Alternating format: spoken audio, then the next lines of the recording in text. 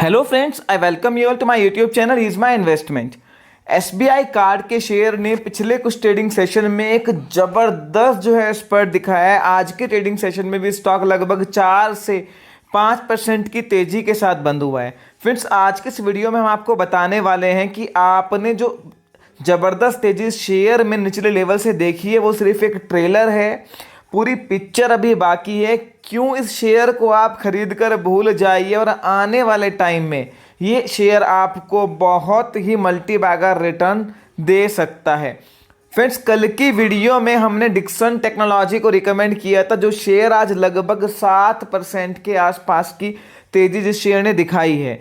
Friends, इसके अलावा SBI card को हम निचले लेवल पर 2 बार रिकमेंड कर चुके हैं। एक बार हमने इसको 550 पौने 600 के आसपास रिकमेंड किया था, फिर 17 जुलाई के आसपास 650 के लेवल पर फिर हमने इसको अपने चैनल पे रिकमेंड किया था, जहां से ये शेयर लगभग 250 रुपये चल चुका है।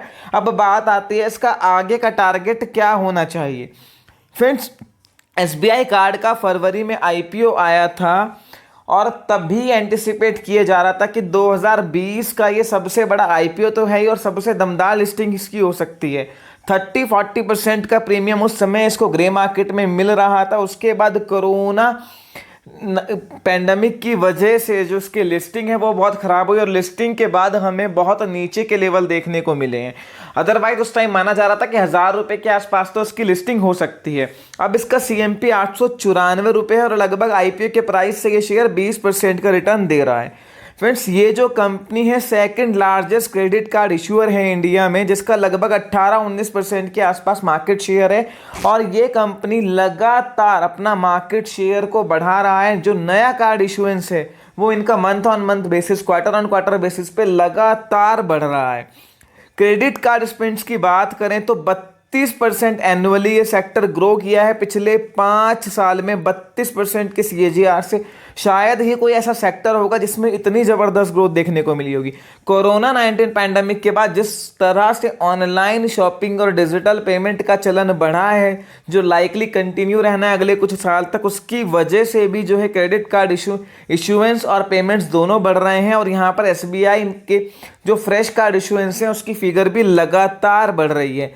रिसेंट में लास्ट वीक ही एक्सिस सिक्योरिटीज़ की एक रिपोर्ट आई है जहां पर ये कह रहे हैं कि स्टॉक फेयरली प्राइस्ड है। अपने FY23 की एक्सपेक्टेड ईपीएस जो 29 रुपये के आसपास है, उसके 35 गुना के आसपास ये शेयर ट्रेड कर रहा है। और उनका मानना है कि जिस तरह का एसेट लाइट बिजनेस मॉडल है, जिस तरह का इनका मैकेनिज्म है और जिस तरह से सेक्टर में ग्रोथ देखने को मिल रही है, उन्होंने अपना 1 साल का टारगेट 1000 से ऊपर का दिया है, 1010 का टारगेट दिया है। फ्रेंड्स, ये जो कंपनी है एक सोल लिस्टेड प्लेयर है क्रेडिट कार्ड इंडस्ट्री की।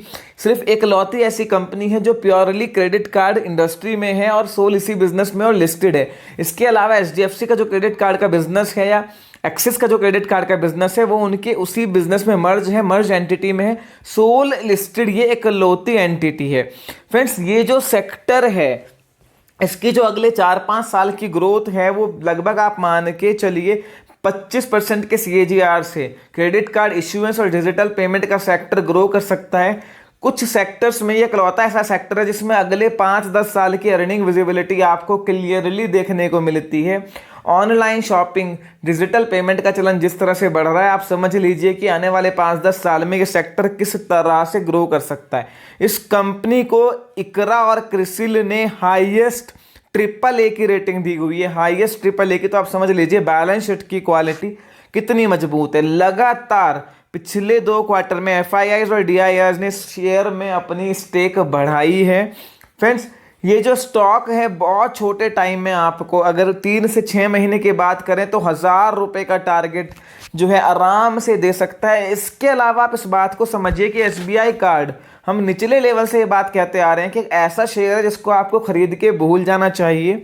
अगले 8-10 साल तक ये शेयर 25% के सीएजीआर से रिटर्न आपको दे सकता है। मतलब मान के चलिए कि हर 2 से 3 साल में स्टॉक डबल होने का पोटेंशियल रखता है। इस स्टॉक को अगर आप शॉर्ट टर्म होल्ड करते हैं तो भी आपको बढ़िया रिटर्न मिलेगा, मीडियम टर्म होल्ड करते हैं तो भी अच्छा रिटर्न मिलेगा। अगर आप इसको 5 से 10 साल एक लॉन्ग टर्म पोर्टफोलियो स्टॉक ढूंढ रहे हैं तो खरीद के भूल जाइए ये एक ऐसी जो है लॉन्ग टर्म मल्टीप्लाई थ्योरी है जो आपके पैसे को कई गुना कर सकती है। क्रेडिट कार्ड का जो पेनिट्रेशन है इंडिया में वो अभी सिर्फ ना के बराबर है। टीयर 1 टीयर 2 सिटीज विलेज में तो ऑलमोस्ट ना के बराबर है, जहां पेनिट्रेशन लगातार बढ़ रहा है। एसबीआई कार्ड एसबीआई बैंक की ब्रांचेस के थ्रू भी अपनी मार्केटिंग करता है। इसके अलावा इनकी सोल मार्केटिंग टीम है, प्राइवेट कंपनी से टाई अप है मार्केटिंग के लिए, तो इनका नेटवर्क गांव-गांव में है। इनसे ज़्यादा एग्रेसिव मार्केटिंग कोई नहीं कर सकता। और क्रेडिट कार्ड की डिमांड और अवेयरनेस वो लगातार बढ़ रही है, जिसकी वजह से ये सेक्टर जो है आने वाले कुछ सालों में बहुत ज़बरदस्त परफॉर्मेंस दिखा सकता है। यहाँ पर किसी भी चीज़ का कोई बहुत बड़ा कंसर्न नहीं है। क्रेडिट कार्ड इंडस्ट्री की ग्रोथ जो है इंटैक्ट है। इस शेयर को आप खरीद कर भूल जाइए। जिनका शॉर्ट टर्म का भी व्यू है 2-3 महीने का, वहां भी आप मान के चलिए यहाँ से 15% का रिटर्न, 1010 1050 का टारगेट ये स्टॉक अगले 2 से 3 महीने में दिखा सकता है। जिस भी गिरावट में आपको ये स्टॉक मिले इसको एक्यूमुलेट करिए। आपको आईपीओ में इश्यू हुआ है तो भी आप इसको रखिए। 1000 रुपये इसका इमीडिएट टारगेट है जो 1 महीने में आ जाए या डेढ़ महीने के आसपास में आ जाए। और उसके बाद भी अगर आप रखते हो तो ये 25-30% के CAGR से आपको कांस्टेंट रिटर्न काफ़ी लंबे समय तक देने का पोटेंशियल रखता है। फ्रेंड्स, ऐसे बहुत कम सेक्टर अभी हैं जिनमें हम कह सकते हैं कि अगले 4-5-10 साल की क्लियर अर्निंग विजिबिलिटी है। उनमें से एक ये सेक्टर और ये कंपनी है जिसको आप खरीद के भूल सकते हैं। फर्दर आपकी कोई भी क्वेरी SBI कार्ड के शेयर को लेकर हो, feel free to ask me in the comment section. Video पसंद आई है लाइक कीजिए, फ्रेंड्स के साथ शेयर कीजिए और चैनल को सब्सक्राइब करना ना भूलें। Thank you.